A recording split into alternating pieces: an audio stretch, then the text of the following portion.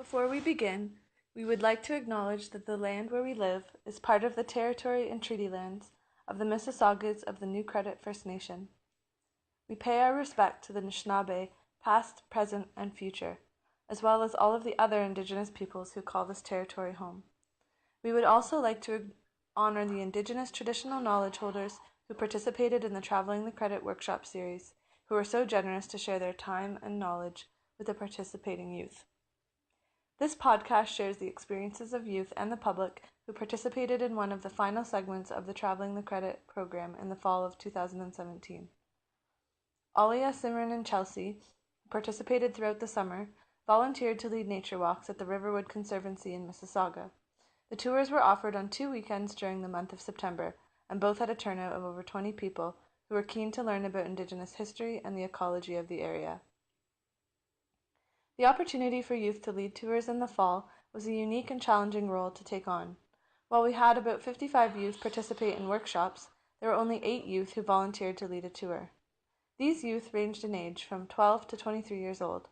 Most often they worked in groups of 2 or 3 people, while one of the youth chose to lead a tour on her own.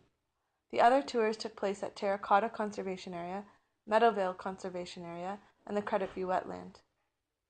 The tour at Riverwood that we'll hear about today showcases some of the knowledge that 3 non-Indigenous youth acquired over the summer, but it also shows a deep respect that they developed for Indigenous peoples and knowledge. They are careful to credit those who they learn from and not to take ownership of the knowledge. They are passionate about nature and education and seek to inspire their fellow community members to learn more about Indigenous peoples and the natural world around them.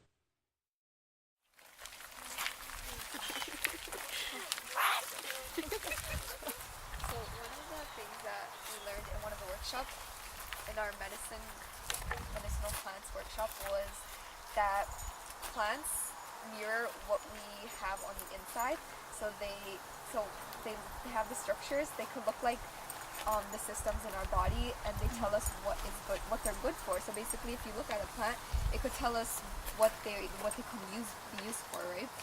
There's one prime example is this plant over here. So this one right here, if you can see the leaf, does anybody know what it is? So it's right here. One of the workshops that we had in the summer was led by a wonderful individual by the name of Joseph Pitawanakwit. Joe is originally from Manitoulin Island. He started a business called the Creator's Garden, which is now based out of Peterborough, Ontario, which is an Indigenous outdoor education organization that seeks to share the great world of Anishinaabe plant knowledge. Joe led us along a portion of the Cullum Trail, which runs alongside the Credit River, explaining most of the plants that we saw along the way. He focused on what he refers to as the doctrine of signatures. The doctrine of signatures are the clues and indicators that plants give to us to show us what their medicines can help us to heal.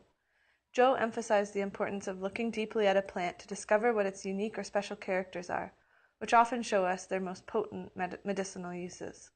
Kidneys, okay, getting closer, pelvis kidneys is getting closer. Yeah, sometimes it's hard to tell. It can be. Okay, so this is called a blood root, and it actually resembles the female reproductive system. Okay, so it has, like, you can see the 2 lobes, they look like the ovaries, and then the stem could actually be the uterus, and yeah, so it looks like the female reproductive system, and which means, like, it could actually, it's helpful for female problems, I guess. It's especially good for females who have fibroids, and fibroids are like basically the cysts in the ovaries, and so it's actually pretty dangerous to use. If you use, like, you have to know about the plant to use it, and it's even like you have to know, like, the limits for it. And also it's called bloodroot because if you actually pull out the stem of it, and if you break it off from the bottom, it actually oozes a red liquid from the roots. And yeah, and that's like one of the prime examples of plants like mirroring the structures of our body, and it tells us exactly what it does. That's really cool. Yeah, really neat. What's the name? It's called bloodroot. These are very similar to pepper nuts. Well, yeah, I guess they're kind of pepper nuts. Whoops. Yes, spotted. Correct. Spotted yolk. these can also be called jewelweed.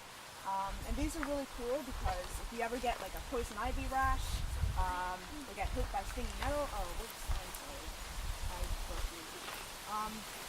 You can sort of crumple up the leaves and rub them against the area, and they're supposed to be a source of relief. Yeah, it can be You really just fun. get the leaf or the flower? The leaves. You could just take a bunch of leaves, or just take a bunch of and then crumple them up, and then you place them, or yeah, you can roll them or place them, and then sometimes it actually so it grows near nuts and stinging nettle, and it grows near. There's two main types of poison ivy, and one's like the one that grows near marshes, and one's the woodland one that grows in like forests and woods. And this one is good for the ones that grows in the woods, right? And so this just shows like how everything around us is interconnected, and all the animals and species, they all like connect together, and they all like interact with each other, and they all rely on each other, and they all like, some of them live in a symbiotic relationship, like the Julie. No, not really. Yeah. Anyway, so it just like shows us like where you'll see this, you'll probably find poison ivy near it or stinging nettle near it. So it just shows you that like you should watch out, kind of. Yeah, it's pretty amazing. Like you have something you that have, can hurt like, you, and then it's The medicine relief bit, right next to it. So if there's like stinging nettle and you get stung by it, you could automatically look around for jewelweed and use that to help relieve you.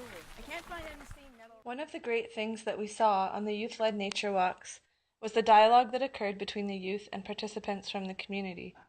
There were lots of questions and curiosities, and it was great to see the respect and interest from members of the older generations with these young leaders trying to make a difference. You know what these are? Or what they look like? A grapevine? Grapevines, yes. So Ontario has many species of native grapevines. They're a lot more sour than our European neighbors,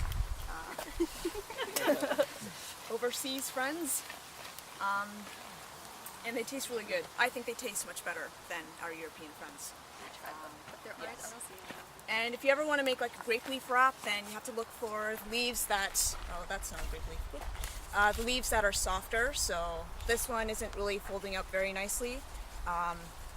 So that's not really soft.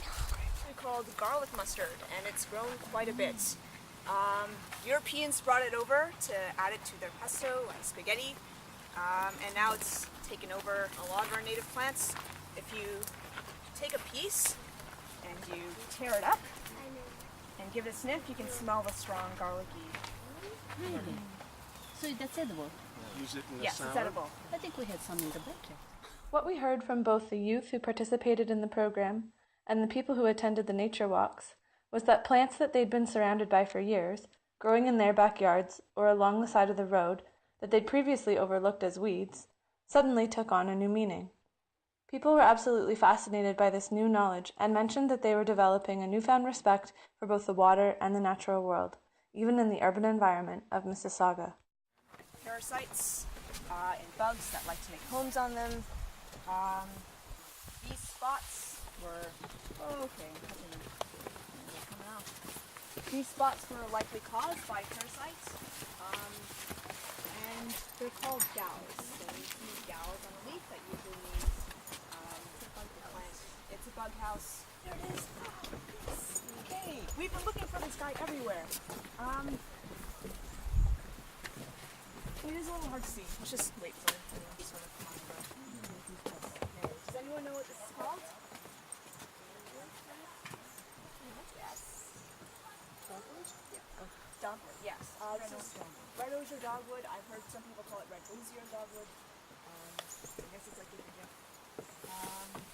So before I attended these workshops, I used to think these berries were toxic and you could eat them, and apparently they taste like soap. So I don't ever want to try them regardless. But apparently, from what we learned on the third workshop at the medicine walk, is that these are actually really good for poison ivy rashes, just like the jewelweed. So if you crush these up and just rub them against the inflicted area, they can cause some relief.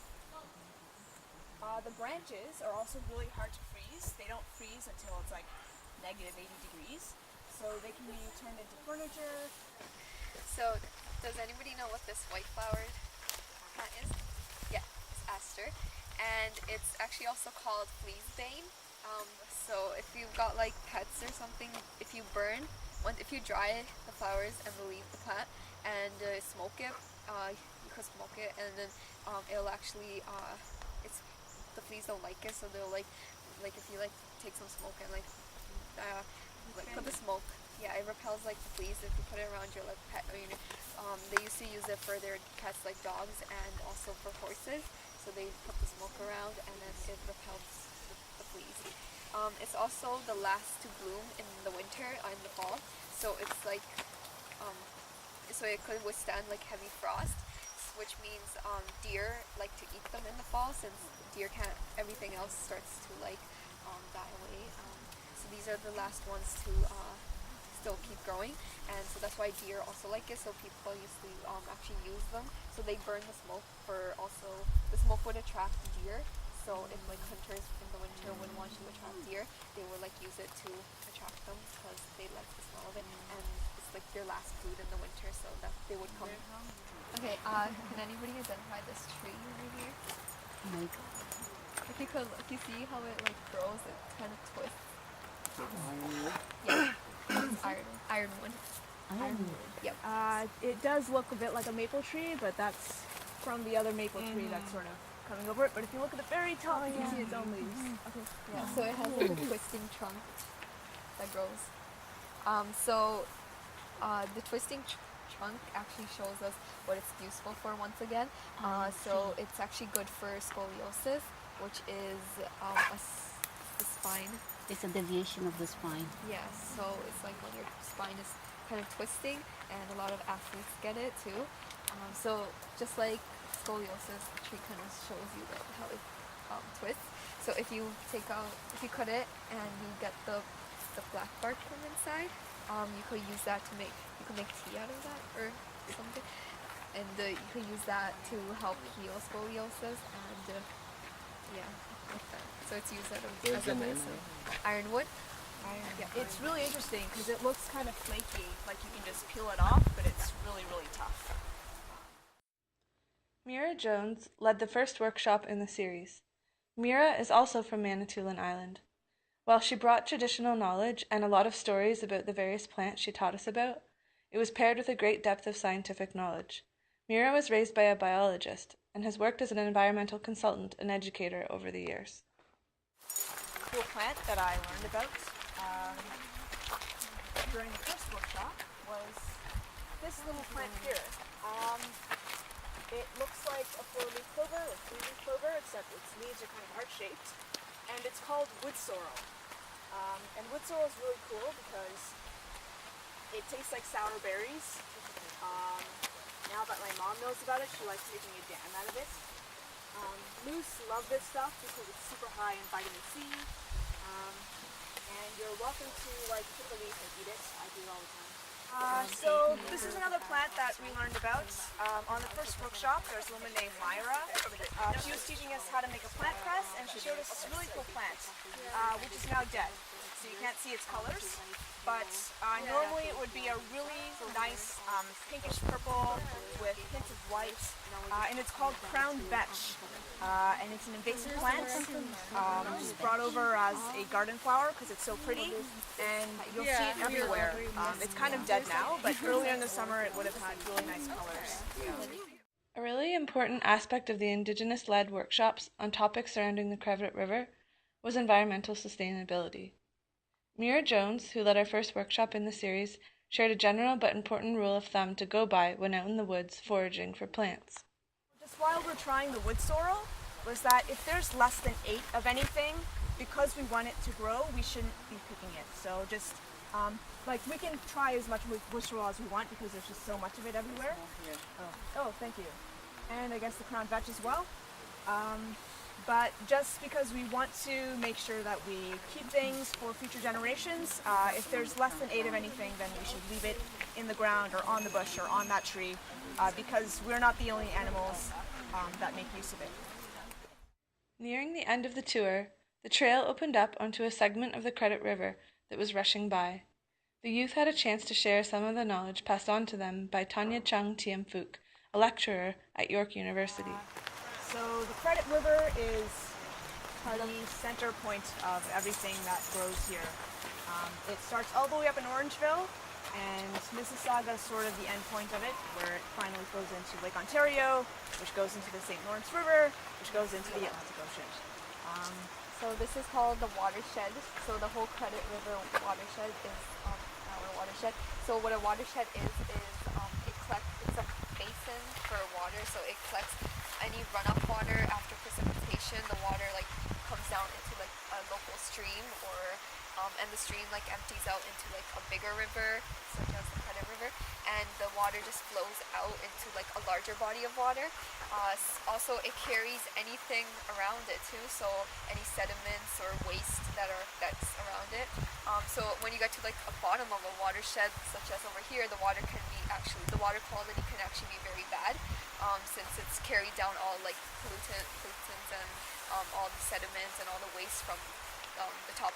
Several indicator species in this river that show whether or not the water quality is healthy. So we have frogs, which have very sensitive skin, and they can only live in very, very specific types of water.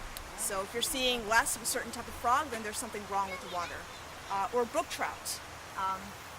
You might be hearing a lot about brook trout around these days, because brook trout is critically endangered, and it is a keystone species in this area. They need super, super, super cold water in order to breathe, because that's what allows oxygen to dissolve into it. But when it gets too hot and water is as flat as this, then they have trouble breathing and they can't survive for very long. Just a side note, a keystone species is a species that is very important to the ecosystem or to like the watershed. So if it becomes endangered, it could be very critical even for like the ecosystem around it, because it's very important in that area. So such as brook trout. So it's like if it becomes absent in that area, it could be very dangerous, because like other animals and plants and the whole ecosystem relies on that keystone species. So the Credit River is also called, used to be, the original name for it was the